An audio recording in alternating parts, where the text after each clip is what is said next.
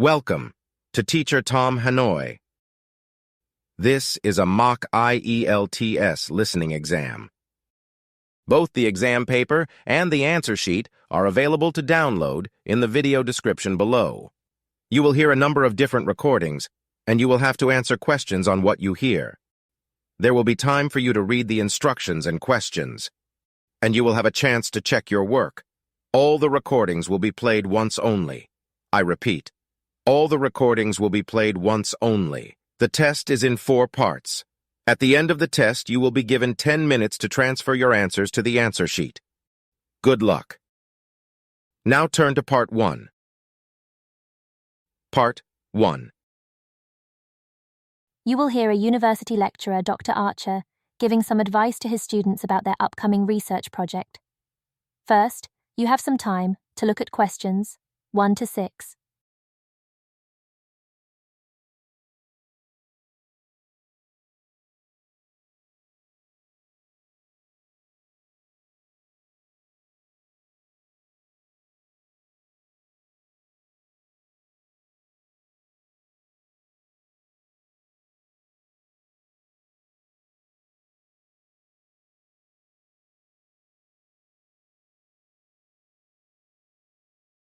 Now, listen carefully and answer questions 1 to 6.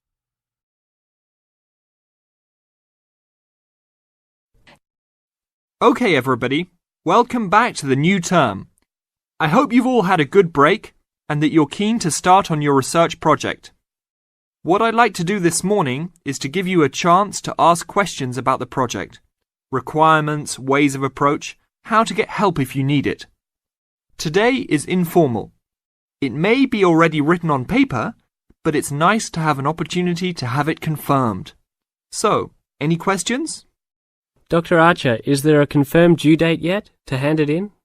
Yes, I can now confirm that it's 16th of July, not 15th as first advised. Okay? And what about the word limit?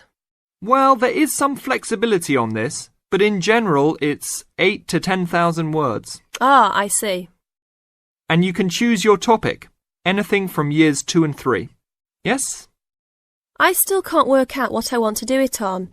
In that case, you should see your course tutor to agree on your final topic, and you should also be aware that there is special assistance available at the library on library resources if you need help on that. Can I just check on the deadlines for everything? Certainly. Look, let me write it on the board when each stage should be completed. First of all, you've got to work on your basic project outline, and that's due in to your course tutor by 21st of February, which is only 2 weeks away, so you need to get cracking on that. Do we have to include a full reference list by then too? No, your reference list is due on 6th of April, which is 1 week later, so you have time to discuss this with your tutor. And when should we be doing the research? Well, that's over a 1-month period, essentially April to May. And the write-up? Well, you need to do quite a bit of research before you get going on your writing, so that's really May to July, with the due date for handing in on the 16th. Any more questions?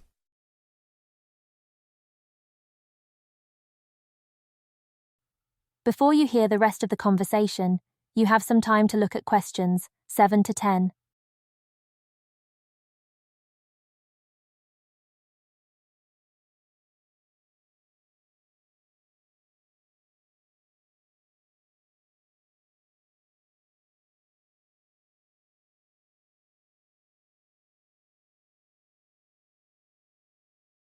Now, listen carefully and answer questions 7 to 10.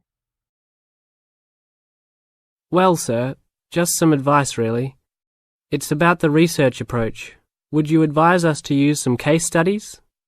Well, Larry, I know these can be difficult to arrange sometimes, but I really feel they are of great benefit in this subject. You can always talk to your tutor if you're having difficulty. Yes? I've looked over some previous research projects that are in the library. Is that a good idea, sir? I heard... Okay. I don't think you should go through them in detail, especially at this early stage, or you might end up being influenced by them more than you realise. But yes, it really is about the best guide you can have to what's what's expected in this type of project. Sorry, Judy, I butted in on you. That's all right. It's just that I noticed one project was a joint one. They worked together as a pair. Is that a good idea? Yes, I remember that paper. Working in a pair can have some advantages, but to be frank, this is meant to be an individual project, so it's best to work on your own. About using subjects, is it okay if we use family members? Your own relatives? I don't see why not. They probably offer some advantages in terms of availability, although you need to guard against possible effects on your research outcomes. So, you can if you want.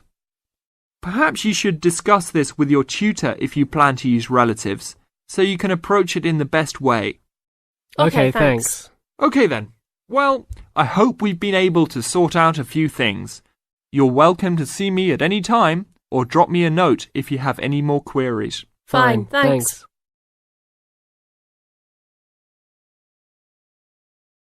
That is the end of Part 1. You now have 30 seconds to review your answers to Part 1.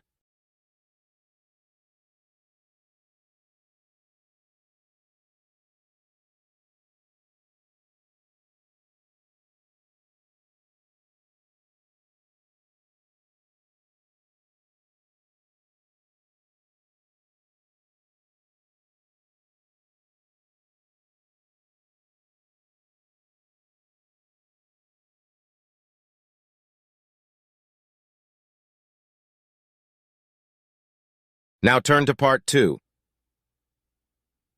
Part 2. You will hear a talk about the history of a poetry reward. First, you have some time to look at questions 11 to 15.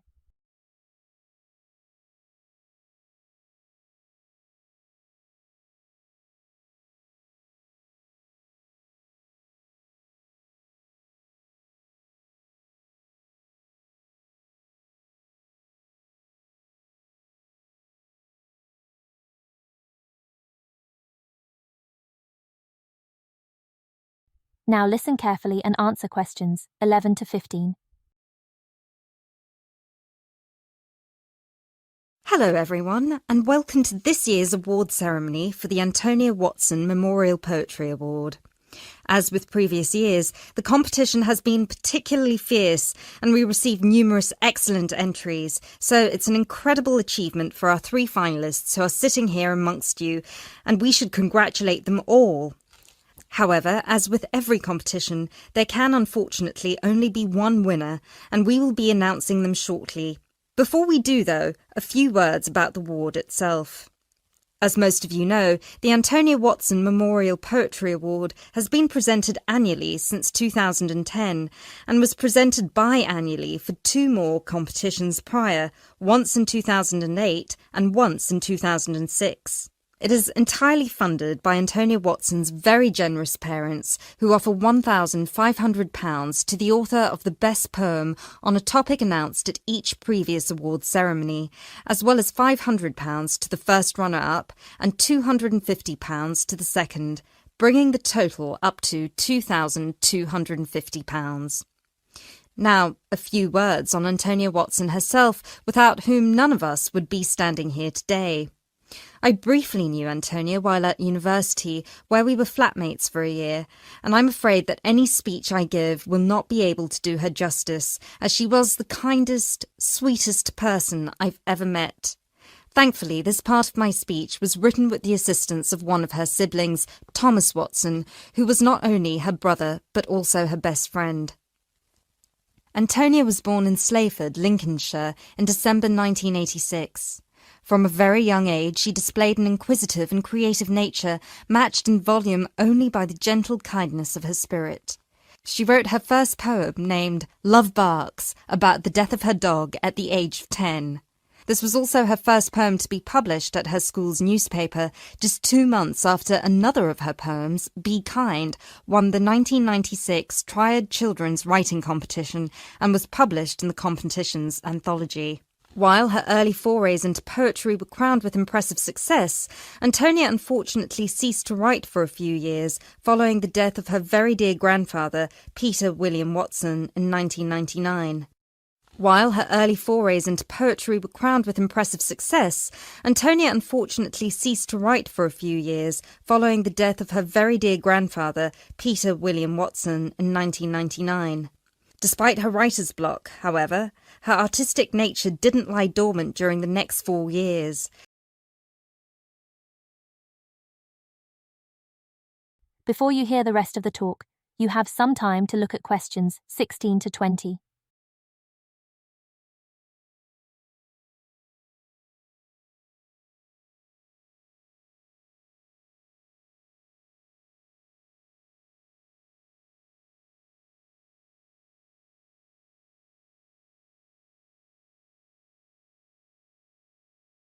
Now, listen carefully and answer questions 16 to 20.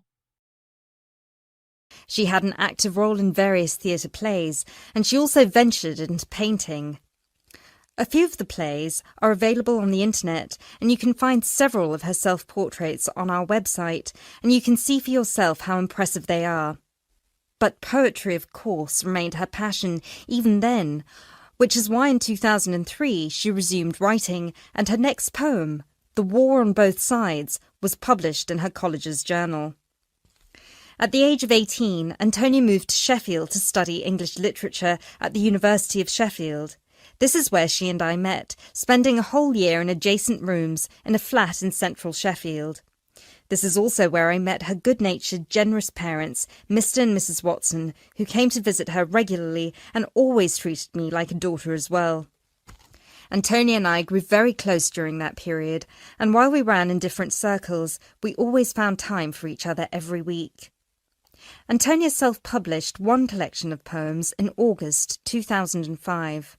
It was named Burning Stars, after the poem on page 16, which is also the date of her birthday.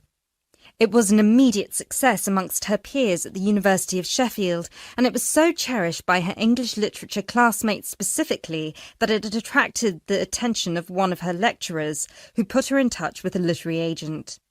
She had been due to begin working on her second collection right before her tragic passing in a car accident just 5 days before her 19th birthday in December 2005.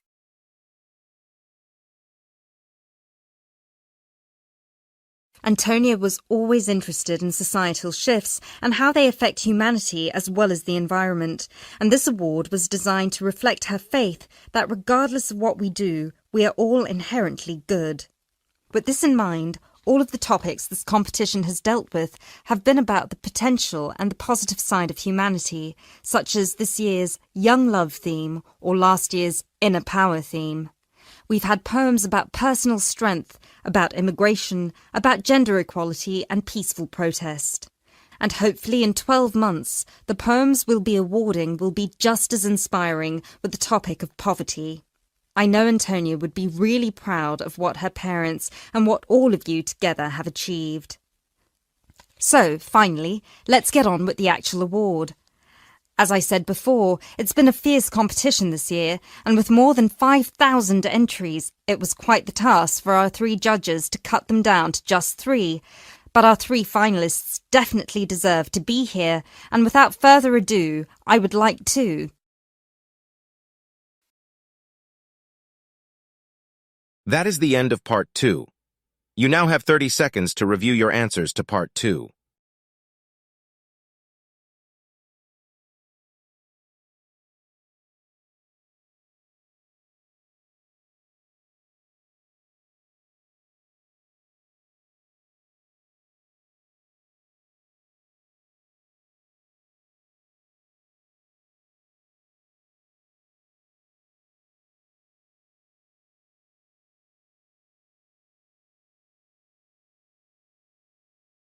Now turn to Part 3. Part 3.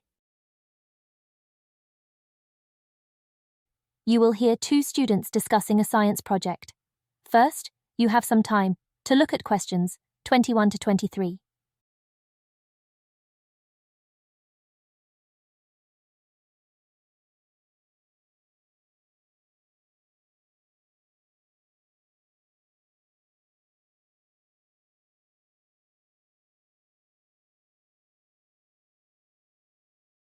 Now, Listen carefully and answer questions 21 to 23. Hi, Julia. Hi, Bob. Thought about the science project yet? Which one? The presentations are scheduled for next month. The experiments that you and I are working on to demonstrate density, buoyancy, and the compression of gases. That'll be complicated. Well, it's not supposed to be. It'll be part of the Making Science Simple series that's being showcased next year, and we have to be ready to demonstrate by the end of next week. Oh, well. Simple, you say? Yes, not just the concept, but the materials too. We have to use cheap, readily available common items. Expensive lab equipment is out of the question. I remember something about using recycled or throwaway items if possible. Anything portable that we can bring into the lab. That's right. Well, any ideas for the project? What about the classic Cartesian diver? Is that the same as a Cartesian devil? The invention named after the famous French physicist René Descartes. Yes, a long time ago, superstitious people labelled it that because they couldn't comprehend the scientific principles it demonstrated. They thought it was black magic. How shall we do it? By keeping it as simple, transparent and economical as possible. Before you hear the next part of the talk, you have some time to look at questions 24 to 25.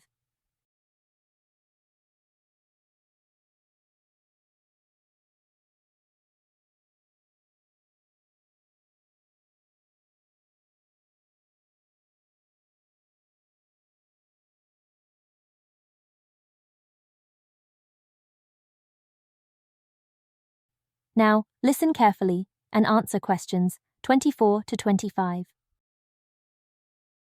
So, to start with... Open your pencil case and let's have a look. You haven't got any... Any what? Paper clips. Oh, there are lots of them in the bottom of my bag.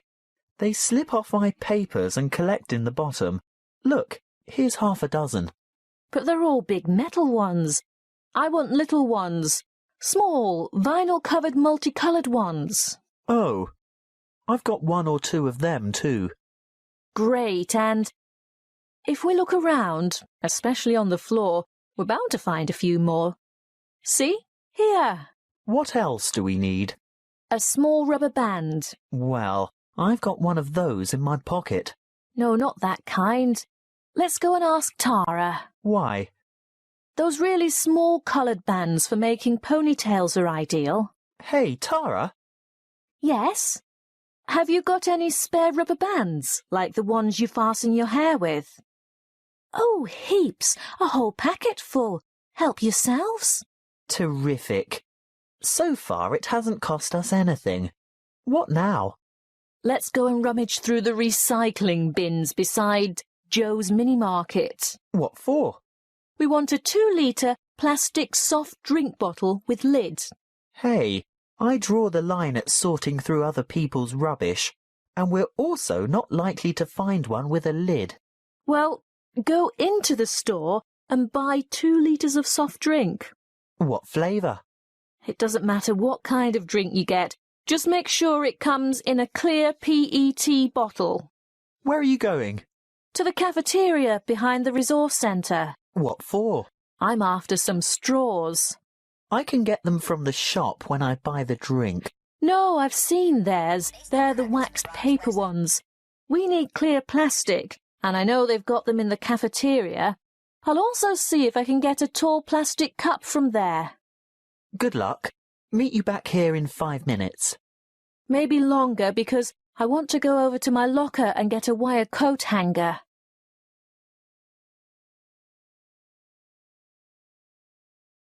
Before you hear the final part of the talk, you have some time to look at questions 26 to 30.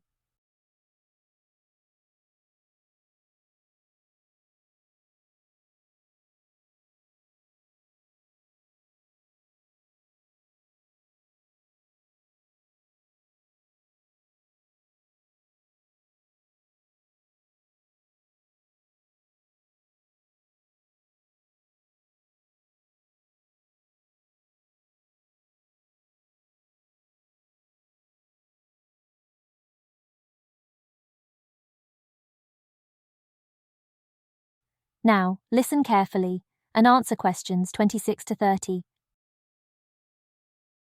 Right. Have we got everything now? I think so.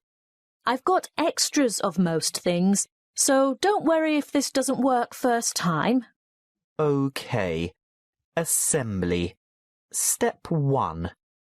Take a straw and fold it in two. No, not like that. These plastic ones are quite hard to fold. Try pinching it in the middle. That should make it easier to bend. You may even have to bite it, but not too hard. You want a sharp crease, but you don't want to break it. How's this? Good. Now, second step. Wrap a rubber band several times around the ends to hold them together. Then? Add weight to the diver. So, this straw is the diver? Yes. See how I'm pulling the outside end of a paperclip out a bit?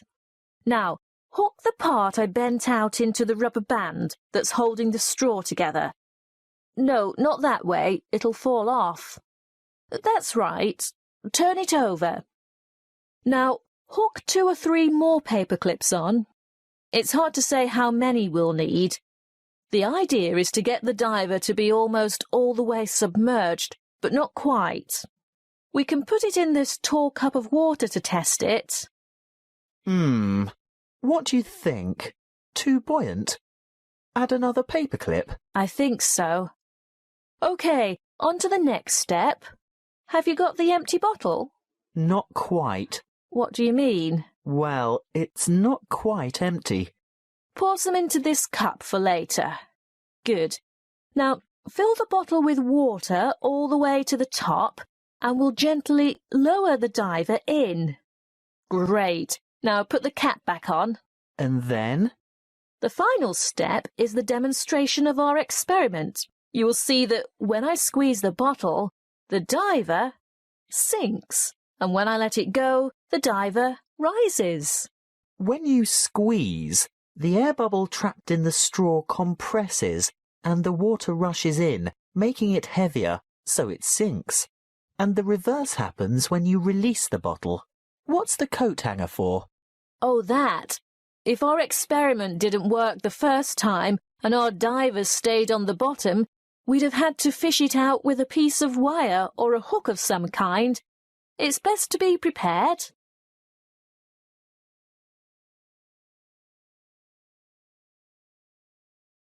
That is the end of Part 3. You now have 30 seconds to review your answers to Part 3.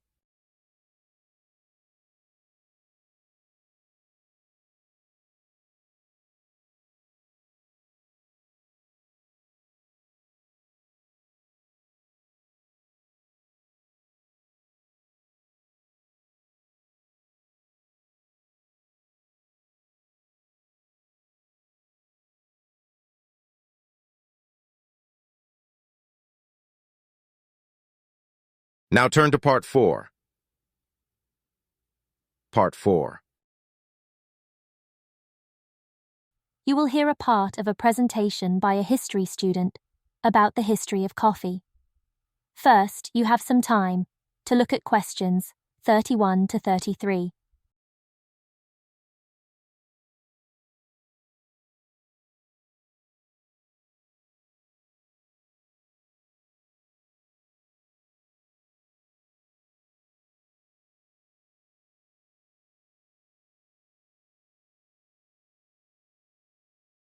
Now, listen carefully and answer questions 31 to 33. In my presentation, I'm going to talk about coffee and its importance both in economic and social terms.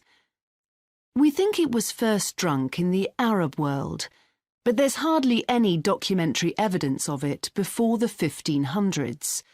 Although, of course, that doesn't mean that people didn't know about it before then.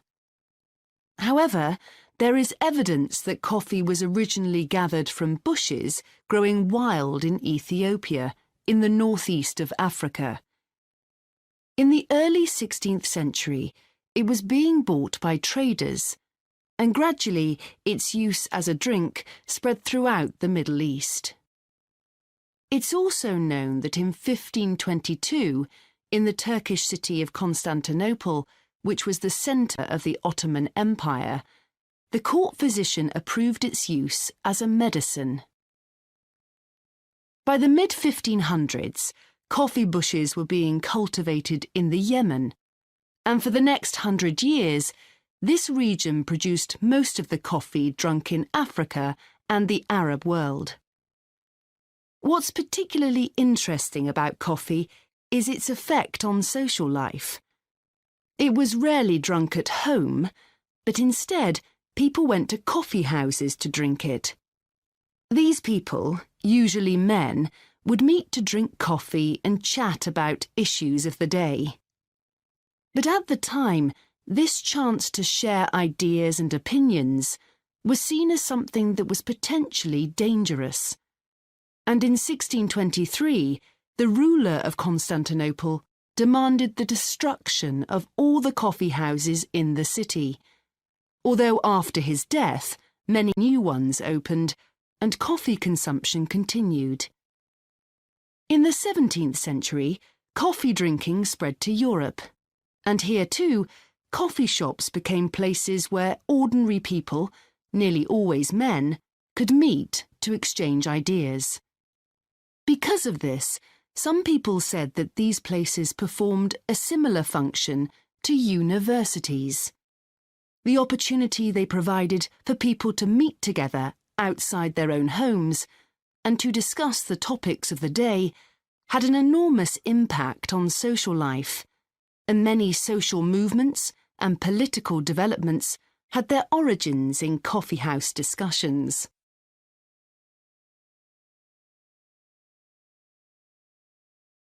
Before you hear the rest of the talk, you have some time to look at questions 34 to 40.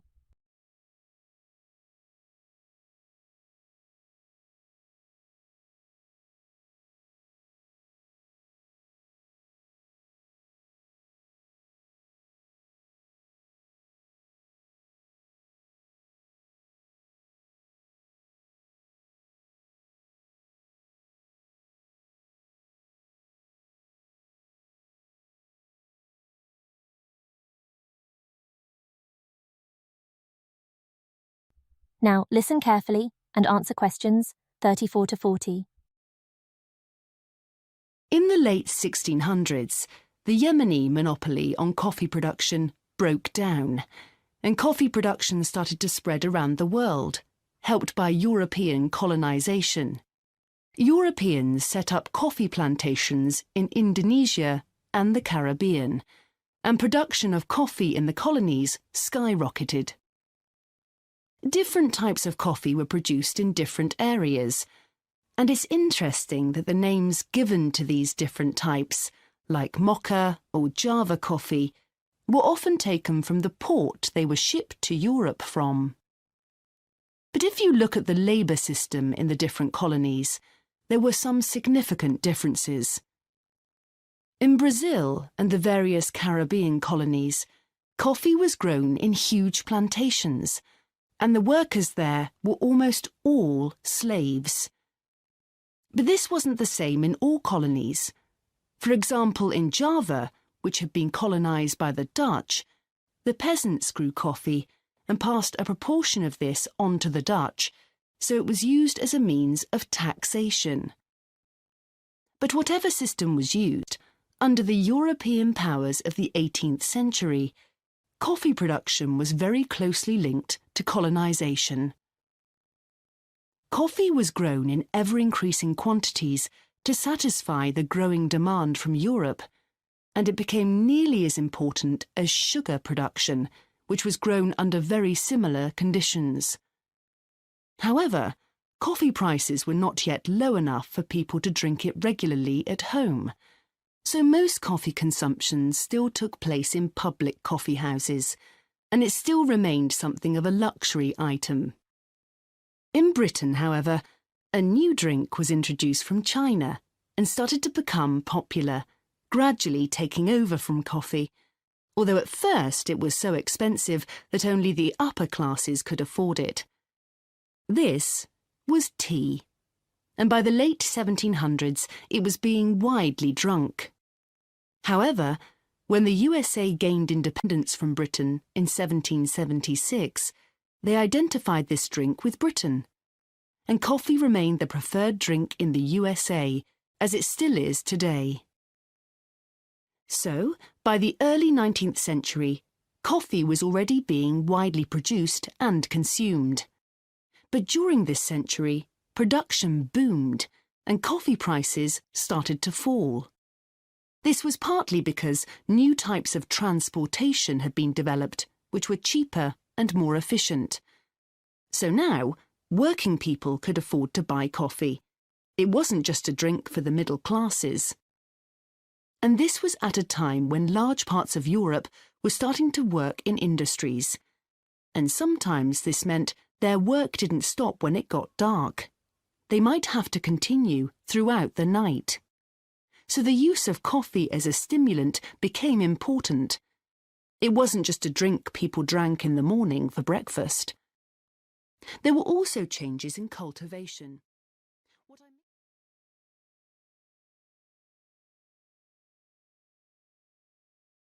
That is the end of Part 4. You now have 30 seconds to review your answers to Part 4.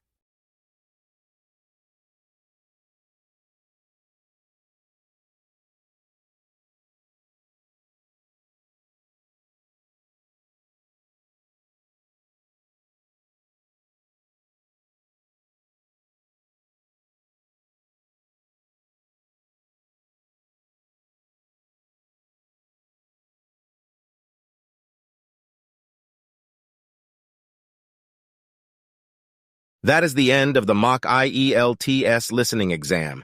You now have 10 minutes to review and transfer your answers from the exam paper to the answer sheet provided.